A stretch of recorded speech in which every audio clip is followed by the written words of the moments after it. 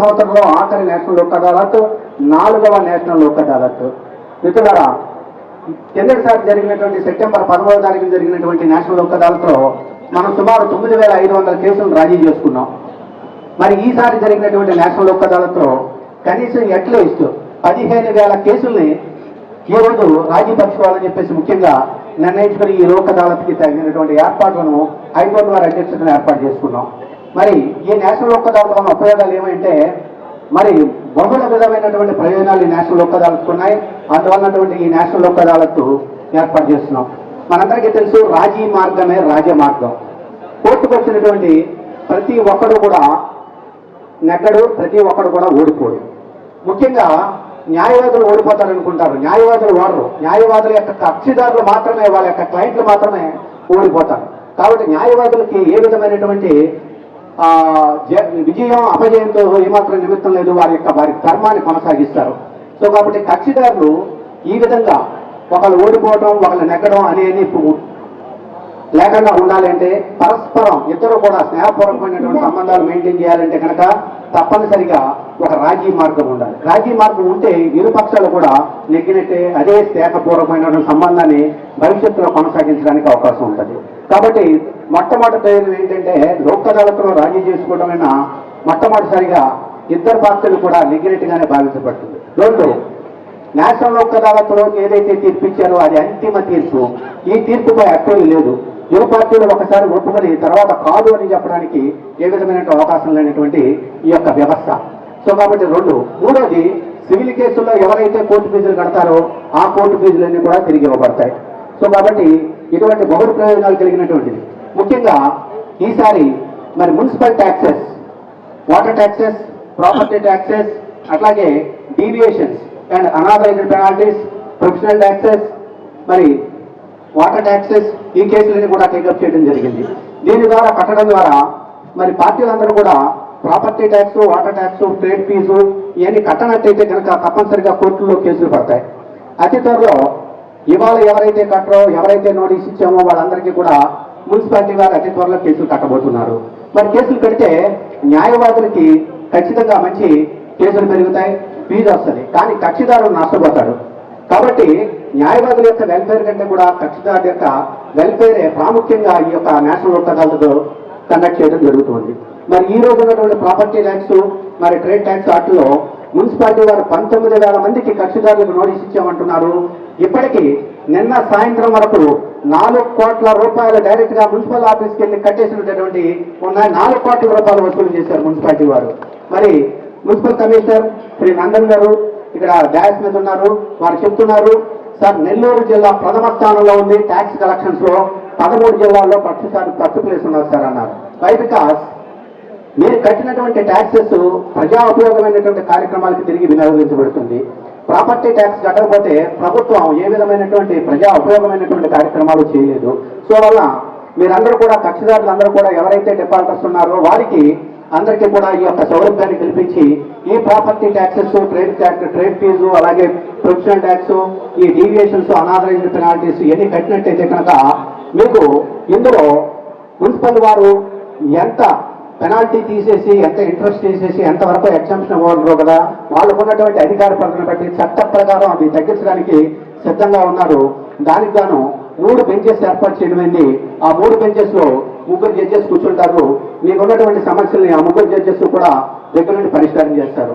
అలాగే water and tax ప్రాపర్టీలో శ్రీ శ్రీనివాస్ గారు కోర్టు అడిషనల్ డిస్ట్రిక్ట్ జడ్జి గారు కూర్చుంటారు. అలాగే deviations, penalties, authorised water taxes లో శ్రీ సోమశేఖర్ గారు కూర్చుంటారు. అలాగే ప్రొఫెషనల్ ట్యాక్స్ దాంట్లో కరుణ కుమార్ గారు కూర్చుంటారు. సో వారు కూడా వారి బ్యాంక్ తరఫున ఎంతవరకు లా ప్రకారం, చట్ట ప్రకారం వారి విధులకు అనుమతించబడిందో అంతవరకు కూడా వారు ఎగ్జామ్షన్ ఇవ్వడానికి సిద్ధంగా ఉన్నారు. అది కూడా కట్టినట్టయితే కనుక మరి బ్యాంకు కూడా డెవలప్ అవ్వాలంటే తప్పనిసరిగా బ్యాంకులు డెవలప్ అవ్వడం కాదు, ప్రజల డెవలప్మెంట్ అది.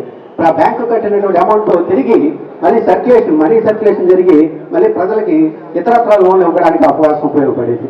సో కాబట్టి ఇన్ని బెనిఫిట్స్ ఉన్నాయి. కాబట్టి ఈ నేషనల్ లోక్ అదాలత్ ఇవాళ అద్భుతంగా జరగాలని అనుకుంటున్నాం.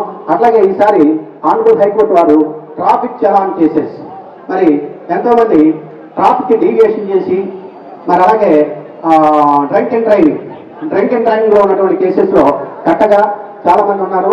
వాళ్ళందరికీ కూడా కట్టడానికి అవకాశం కల్పిస్తూ హైకోర్టు వారు ఉత్తర్వులు జారీ చేసినారు. వాళ్ళందరూ కూడా వచ్చి ఈ రోజు నేషనల్ లోక్ అదాలత్లో రాజీ చేసుకున్నట్టయితే వారికి మరి వారి మీద కేసులు లేకుండా ఉంటాయి.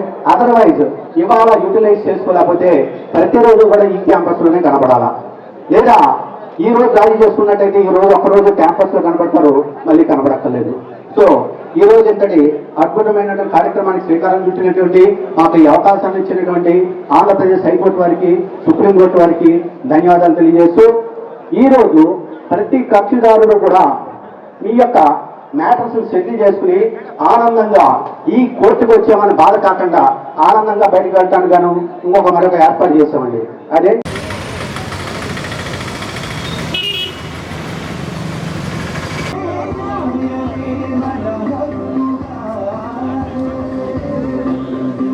భవిష్యత్తులో కొనసాగించడానికి అవకాశం ఉంటుంది.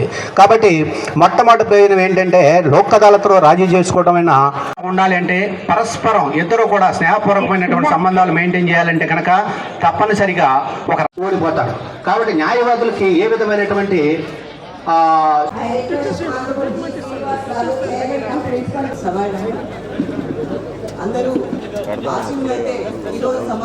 న్యాయ వ్యవస్థలు ఏం చేస్తున్నాయంటే వారి భర్త గారు చనిపోయి అమ్మ ఏడుస్తున్నారు, వారి పిల్ల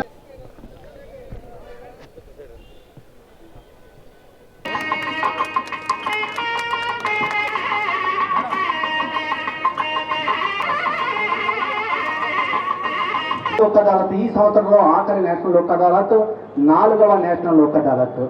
మిత్రులారా, కిందటిసారి జరిగినటువంటి సెప్టెంబర్ 11వ తారీఖున జరిగినటువంటి నేషనల్ లోక్ అదాలత్లో మనం సుమారు 9,500 కేసులను రాజీ చేసుకున్నాం. మరి ఈసారి జరిగినటువంటి నేషనల్ లోక్ అదాలత్లో కనీసం అట్లీస్ట్ 15,000 కేసుల్ని ఈరోజు రాజీ పరచుకోవాలని చెప్పేసి ముఖ్యంగా నిర్ణయించుకుని ఈ లోక్ అదాలత్కి తగినటువంటి ఏర్పాట్లను హైకోర్టు వారి అధ్యక్షతను ఏర్పాటు చేసుకున్నాం. మరి ఈ నేషనల్ లోక్ అదాలత్ వల్ల ఉపయోగాలు ఏమంటే మరి బహుళ విధమైనటువంటి ప్రయోజనాలు ఈ నేషనల్ లోక్ అదాలత్కు ఉన్నాయి. అందువల్లటువంటి ఈ నేషనల్ లోక్ అదాలత్ ఏర్పాటు చేస్తున్నాం. మనందరికీ తెలుసు, రాజీ మార్గమే రాజమార్గం. కోర్టుకు వచ్చినటువంటి ప్రతి ఒక్కడు కూడా నెగ్గడు, ప్రతి ఒక్కడు కూడా ఓడిపోడు. ముఖ్యంగా న్యాయవాదులు ఓడిపోతారనుకుంటారు, న్యాయవాదులు ఓడరు. న్యాయవాదుల యొక్క కక్షిదారులు మాత్రమే, వాళ్ళ యొక్క క్లయింట్లు మాత్రమే ఓడిపోతారు. కాబట్టి న్యాయవాదులకి ఏ విధమైనటువంటి విజయం అపజయంతో ఏమాత్రం నిమిత్తం లేదు, వారి ధర్మాన్ని కొనసాగిస్తారు. సో కాబట్టి కక్షిదారులు ఈ విధంగా ఒకళ్ళు ఓడిపోవడం, ఒకళ్ళు నెగ్గడం అనేది లేకుండా ఉండాలి అంటే పరస్పరం ఇద్దరు కూడా స్నేహపూర్వకమైనటువంటి సంబంధాలు మెయింటైన్ చేయాలంటే కనుక తప్పనిసరిగా ఒక రాజీ మార్గం ఉండాలి. రాజీ మార్గం ఉంటే ఇరు పక్షాలు కూడా నెగ్గినట్టే, అదే స్నేహపూర్వకమైనటువంటి సంబంధాన్ని భవిష్యత్తులో కొనసాగించడానికి అవకాశం ఉంటుంది. కాబట్టి మొట్టమొదటి ప్రయోజనం ఏంటంటే లోక్ అదాలత్లో రాజీ చేసుకోవడమైనా మొట్టమొదటిసారిగా ఇద్దరు పార్టీలు కూడా నెగ్గినట్టుగానే భావించబడుతుంది. 2, నేషనల్ లోక్ అదాలత్లో ఏదైతే తీర్పు ఇచ్చారో అది అంతిమ తీర్పు. ఈ తీర్పుపై అప్పీలు లేదు. ఇరు పార్టీలు ఒకసారి ఒప్పుకొని తర్వాత కాదు అని చెప్పడానికి ఏ విధమైన అవకాశం లేనటువంటి ఈ యొక్క వ్యవస్థ. సో కాబట్టి 2. 3వది, సివిల్ కేసుల్లో ఎవరైతే కోర్టు ఫీజులు కడతారో ఆ కోర్టు ఫీజులన్నీ కూడా తిరిగి ఇవ్వబడతాయి. సో కాబట్టి ఇటువంటి బహుళ ప్రయోజనాలు కలిగినటువంటిది. ముఖ్యంగా ఈసారి మరి municipal taxes, water taxes, property taxes, అట్లాగే deviations and unauthorized penalties, professional taxes, మరి వాటర్ ట్యాక్సెస్, ఈ కేసులన్నీ కూడా టేకప్ చేయడం జరిగింది. దీని ద్వారా కట్టడం ద్వారా మరి పార్టీలందరూ కూడా property tax, water tax, trade fees ఇవన్నీ కట్టనట్టయితే కనుక తప్పనిసరిగా కోర్టుల్లో కేసులు పడతాయి. అతి త్వరలో ఇవాళ ఎవరైతే కట్టరో, ఎవరైతే నోటీస్ ఇచ్చామో వాళ్ళందరికీ కూడా మున్సిపాలిటీ వారు అతి త్వరలో కేసులు కట్టబోతున్నారు. మరి కేసులు కడితే న్యాయవాదులకి ఖచ్చితంగా మంచి కేసులు పెరుగుతాయి, ఫీజు వస్తుంది, కానీ కక్షిదారుడు నష్టపోతాడు. కాబట్టి న్యాయవాదుల యొక్క వెల్ఫేర్ కంటే కూడా కక్షిదారుల యొక్క వెల్ఫేరే ప్రాముఖ్యంగా ఈ యొక్క నేషనల్ లోక్ అదాలత్ కండక్ట్ చేయడం జరుగుతుంది. మరి ఈ రోజు ఉన్నటువంటి ప్రాపర్టీ ట్యాక్స్, మరి ట్రేడ్ ట్యాక్స్ వాటిలో మున్సిపాలిటీ వారు 19,000 మందికి కక్షిదారులకు నోటీస్ ఇచ్చామంటున్నారు.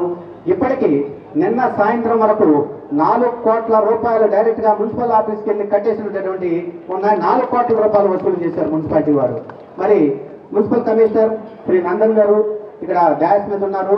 వారు చెప్తున్నారు, సార్ నెల్లూరు జిల్లా ప్రథమ స్థానంలో ఉంది ట్యాక్స్ కలెక్షన్స్ లో, 13 జిల్లాల్లో ఫస్ట్ ప్లేస్ ఉన్నారు సార్ అన్నారు. వై? బికాస్ మీరు కట్టినటువంటి ట్యాక్సెస్ ప్రజా ఉపయోగమైనటువంటి కార్యక్రమాలకు తిరిగి వినియోగించబడుతుంది. ప్రాపర్టీ ట్యాక్స్ కట్టకపోతే ప్రభుత్వం ఏ విధమైనటువంటి ప్రజా ఉపయోగమైనటువంటి కార్యక్రమాలు చేయలేదు.